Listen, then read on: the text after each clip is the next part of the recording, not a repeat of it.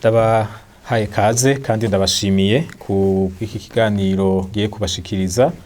Nitwa Acher NIYONIZIGIYE, bandanya mvuga ku ijambo namaze gutangura. Ijambo rifatiye ku kibazo kubure bamwe bafata ko ari ukuri, bavuga ko la foi chrétienne, kwizera rukristo ari ikintu kitari ciza cyane ku banyafrika. Narayerekanye ivyo bafatira ko mu kuvuga ibintu nk'ivyo, ariko kandi nkavuga ntereka tukije mwidonido tucimbe tukirabe neza. Mbere kenshi abantu bavuga nabo kwizera rukristo usanga atari abakristo, bavuga ibintu baraba bari hanze, ntibiba ari ibintu babayemwo ngo babigenderemwo babone neza ivyo bariko baravuga ivyo ari vyo.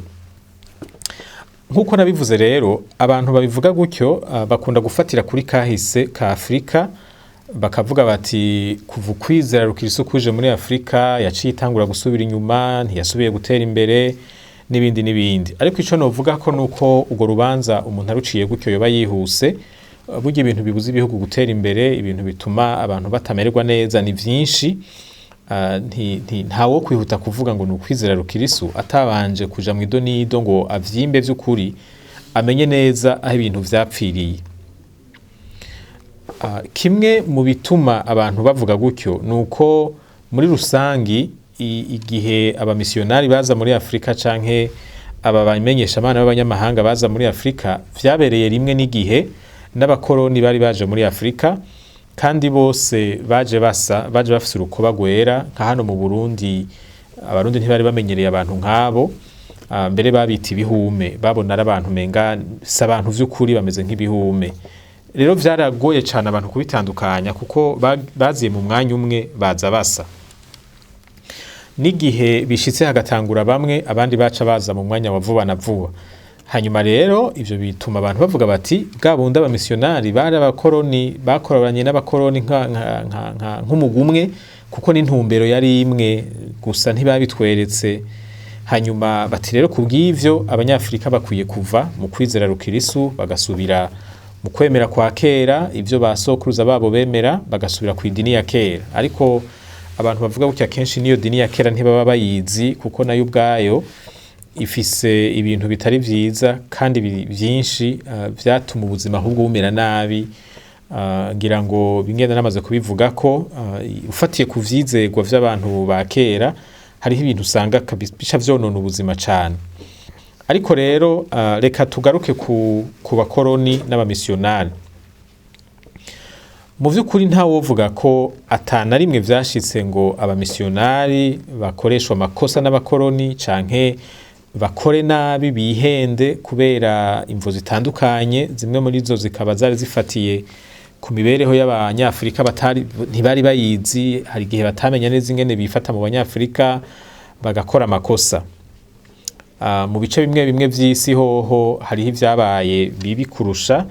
Muri Amerika y'Epfo biravugwa ko mu bihugu bimwe hariho aho wasanga abamisiyonari bagenda bategeka abantu guhinduka abakristo babafatiye ko inkoho, cane abavuye mu gihugu ca Espagne na Portugal.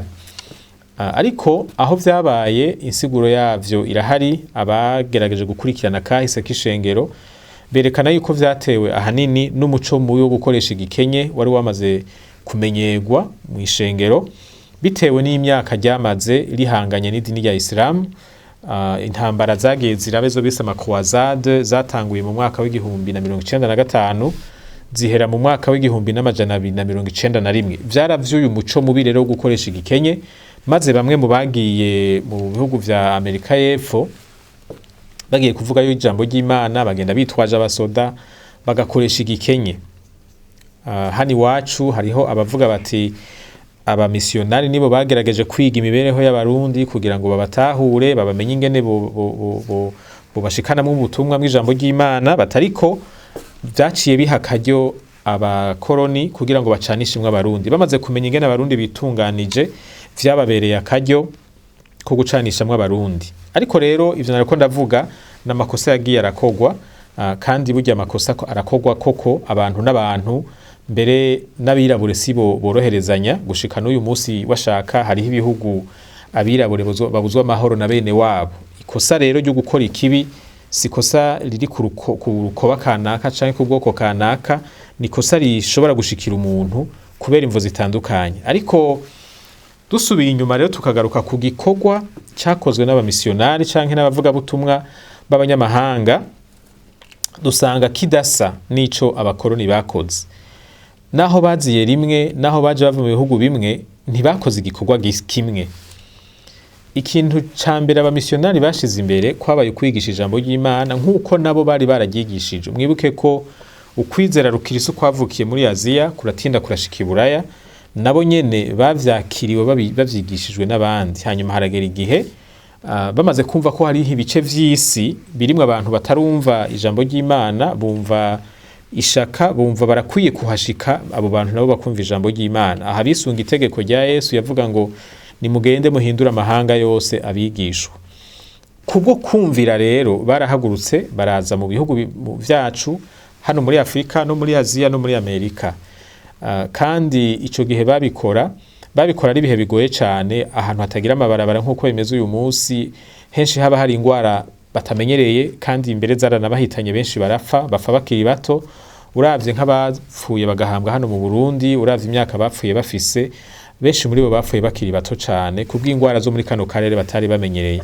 Hariho n'amakuru avuga ko bamwe muri bo bazanye amasanduku yo guhambwamwo, bakaza bayizaniye kuko batari biteze ko bazosubira kuja iwabo. Bataye amashure, bataye imiryango, bataye ubuzi. Ugiye mu idonido ry'ubuzima bwabo ukabakura muri iki kivangi cyo kubagiriza ko bari abakoroni, ugakurikirana inkuru z'ubuzima bwabo, usanga bagize ikintu bita sacrifice kinini cyane, benshi mu babacira urubanza batashoboye gukora. Barakoze ibikorwa bitandukanye, baravura abantu bari bagwaye, baravura ibisebe. Hano mu gihugu iwacu yari ingwara yari iteye ubwoba, n'ivyo biti binyoro. Baragerageje barahonya ivyo bintu, izo ngwara zirazimangana. Barazanye amashure, barakoze ibikorwa bitandukanye vy'iterambere, gushika n'uyu munsi ngira ngo hariho n'ivyo mushobora kubona. Ariko ku ruhande rw'abakoroni bobo kwari ukwifatira intwaro y'igihugu kugira ngo baganze aho hantu. Hanyuma mu bihugu bimwe bimwe vyaba birimwo ubutare, amaresources naturelles, baca bakabijana iwabo. Byari ibintu nyene bigaragara ko ari ukwiba, ko ari ugusahura ibihugu vya Afrika. Abantu rero bagerageje gukurikirana igikorwa abamisiyonari bakoze hirya no hino ku isi, basanga mu vy'ukuri batakorana n'abakoroni nk'uko benshi bavyibaza. Aha muri Kongo hano mu babanyi, amabi yakorwa n'intwaro y'umwami w'ababirigi yitwa Leopold II, aho yafata nabi biteye isoni abakongomani, yashizwe ahabona n'abamisiyonari b'abaprotestanti bakorera muri Kongo b'abanyamerika. Nibo bagiye baramenyesha isi ibi vyariko birakorwa muri Kongo. Ngira ngo ngaho birumvikana ko atawoshigikira ko vy'ukuri abo bamisiyonari bakorana n'iyo ntwaro ya gikoroni, kuko yari intwaro mbi cyane, yari intwaro yarenganya abantu, bakabakorera ibibi biteye isoni. Barabatuma ibikorwa bategerezwa gukora, ubutabishoboye bagaca bamuca amaboko. Kandi ivyo babigira ku mugaragaro, n'ubu haracyariho amafoto yabo baciye amaboko, abandi bakabica bakabamarika ku biti n'ibindi. Abamisiyonari nibo bashize ahabona ubwo bukozi bw'ikibi, bituma amakungu amenya ivyariko birakorwa. Mu Buhindi abamisiyonari nibo bemeje leta y'Ubwongereza ko itegereza gutegura abahindi, ibategurira kuzotwara igihugu cabo. Ivyo abo bamisiyonari babikoze abahindi bataranamenya ko kwikukira bishoboka, bataratangura gusaba intahe yo kwikukira. Baravuga bataba abantu ntibazokwama batwagwa namwe imyaka yose, mutegereza kubategura kuzokwitwara, kuzoshobora gutunganya igihugu cabo, kugira ngo ico gihe kizoshike bashoboye kukirongora neza. Hanyuma ahandi henshi nk'uko nabivuze, abamisiyonari bashika bubaka ibitaro, ibibanza byo kuvuriramwo abantu n'amashure, kandi vyaratumye bagabanya umurindi w'impfu muri utwo turere, kubera bazanye imiti abantu batari bamenyereye, maze ingwara zimwe zimwe no kuzimangana zirazimangana. Hanyuma barigisha abantu gusoma no kwandika, baraja mu mashure, kandi abo biza ayo mashure nibo bavuyemwo abahavuye basaba intahe yo kwikukira, noneho batwara ibihugu vyabo. Igikorwa cyo gushiraho amashure abamisiyonari bakoze cabaye intanduruko yo gusenyuka kw'intwaro ya gikoroni, kuko incabwenge zasavye kwikukira zavuye muri ayo mashure abo bamisiyonari bari barazanye. None rero ico nshaka kuvuga nuko atawofatira kuri kahise ngo yemeze yuko abamisiyonari bazanye ukwizera rukristo mu ntumbero yo kugirira nabi abanyafrika. Ahabaye amakosa n'amakosa yofatwa nk'ikintu cakozwe nabi n'umuntu kanaka, ntiwari umugambi rusangi utumbereye kugirira nabi abanyafrika. Ni nka kurya n'uyu munsi abantu bashobora gukoreranira ikibi bivuye ku bintu bitandukanye, hanyuma iyo gikozwe uwagikoze agafatwa akagirizwa amakosa, hanyuma hanwa agahanwa. Ariko ivyakozwe ntawo vyagiriza ukwizera rukristo. Ahubwo kahise kisi, uhindukiye ukaraba kahise kisi, uza gusanga ahantu henshi mu bihugu bitandukanye aho ijambo ry'Imana ryakiriwe abantu bakarigendera, ibihugu vyarahindutse bimera neza cyane kurusha uko vyari bimeze. Uravye ibihugu bimwe bimwe intambara zabibamwo, ukaraba ukuntu vyari biri inyuma cyane mu vy'ubutunzi, uzanga umubano mwiza bafise ubu, intwaro nziza yitaho ukororanirwa kw'abantu n'umwidegemvyo bafise, iterambere mu vy'ubutunzi usanga mu vy'ukuri bifatiye ku mico myiza bubatse mu buzima bwabo, bakayigira umushinge canke urufatiro rw'ubuzima. Ariko iyo mico yaturutse mu ijambo ry'Imana. Biragaragara yuko igikorwa cakozwe mu Budagi n'abavuga butumwa mu kinjana ca 16 kuduga cahinduye cyane ico gihugu. Ubandanije uduga muri za Danemark na za Swede, za Norvege, muri kariya gace k'isi, kahise k'ivyo bihugu karerekana yuko ibikorwa vyakozwe n'abavuga butumwa bo mw'ishengero ry'abaruteri vyahinduye cyane imico y'ivyo bihugu, maze na politike zavyo zirahinduka cyane. Iyo ibihugu bigwiriyemwo abakirisu ariko bikabandanya birimwo ikibi ku rugezo rwo hejuru, ntibiba bivuye ku kwizera rukristo, biba bivuye ku bube gito bw'abo bantu bitwa abakirisu ariko vyananiye kugendera mu ijambo ry'Imana nk'uko rivuga. Narerekanye mu biganiro vy'imbere yuko iyo usoma ijambo ry'Imana rivuga ibintu vyofasha ahubwo kugira ibihugu neza. Rivuze ngo ntukibe, ntukice, ntukagirize uwundi ibinyoma, mugaca mwibuka abantu bagirizwa ibinyoma hakaronderwa ivyagirije vy'ibinyoma mu masentare yacu, abantu bagapfungwa bazira ubusa. Murumva yuko vy'ukuri vyatawo vyagiriza ubukirisu. Ubukirisu iyo abantu babugendera vy'ukuri bwohinduye igihugu neza, imiryango ikaba amahoro, induru mu miryango zikavaho, kwahukana bigahera, kuko ijambo ry'Imana rivuga risaba bubakanye kubana mu mahoro, kubahana, gukundana, guharira niyo bakoze amakosa. Ntawo fatarera amakosa tubona, ingorane tubona ngo acavuga ngo bikorwa n'abakirisu, naho vyo bari vyo ntibabikora kubera n'abakirisu, ahubwo babikora kubera bahemutse kwibanga ry'ubukirisu. Nashaka rero gutera intege wowe mukirisu unyumviriza, uhungabanywa n'amajambo wumva, ureme, ahubwo gira umwete wo kugendera ijambo ry'Imana, werekane vy'ukuri ko ayo majambo bavuga atariyo.